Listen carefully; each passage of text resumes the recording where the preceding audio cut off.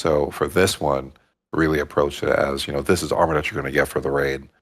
So this is automatically the unique tier. And since it's inspired by the raid, and the raid being around Poseidon, what can we do to incorporate some visual design, like some actual design language into this armor set that when you see it, you're thinking, oh, I can see traces of Poseidon here. I can see traces of his weapon. I can see traces of like sea creatures and things or that you would associate to like deep water creatures, in general. And this is a combination of what we had in those previous slides, the previous iterations, and then adding on top of it. So what I really liked was the three-pronged approach on the helmet, but I feel like it needed to be longer, right? So like looking from all sides, from the back, from the front, I want to see those three prongs.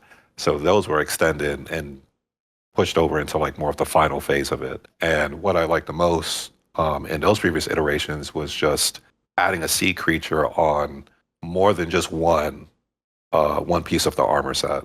So the chest was the core thing that I wanted, but having something more on the arms was also a nice touch. I was really happy with this concept. Everything else is more of secondary and tertiary details, the scales, the color, how much leather do you want, how much of the blue that you want. And this is more of just a culmination of all of those things into one. And I was pretty much happy with what we got here. Where Dwight got them to end up with that male, and then we're applying those same features that we were talking about earlier into that female armor set. So as the concept artists are moving through these, they know the rule sets for what to do when they go to make that female variant for us. So this is Artemis's bow. This is one of the legendary weapons that we're introducing into the game. This guy specifically, with it being the highest tier item you could possibly get in the game, being the legendary tier, when it comes to drafting concepts and making the models and dealing with the perks and everything that comes with it, these are inspired by a deity. So automatically, these bows, when we're creating them, they need to have something that is easily identifiable to that deity itself. So for this one, it was the deer antlers, like kind of what we have in the concept right now.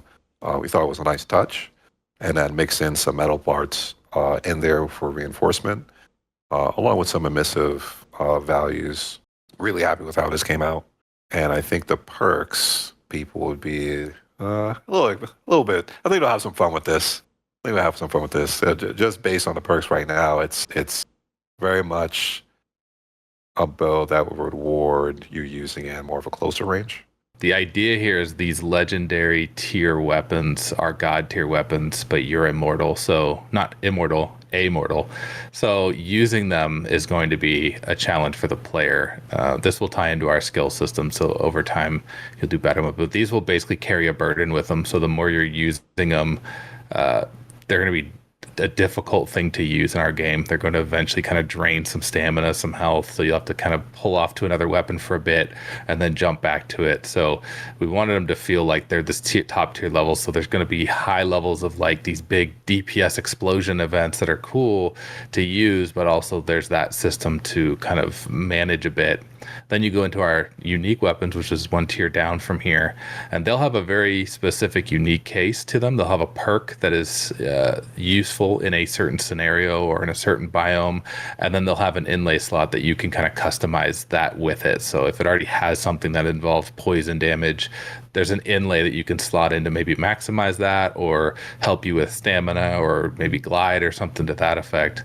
And then we have our entry level tier, which is forged, which has 2 inlay slots but no perks to them, so you can basically mix and match however you want to with the forged level gear. So as we're going through the game and we're unlocking new forged gear for you, and you're finding forged gear all the way through Zeus's raid and everything, those will still be useful for the customization side of players that really want to just toss in their own inlays and max out their crit damage or something. And then there's these one-off special legendary side gear that are going to have no customization to them, but just big effects and visuals to them, and kind of this burden management system you're dealing with early to mid game.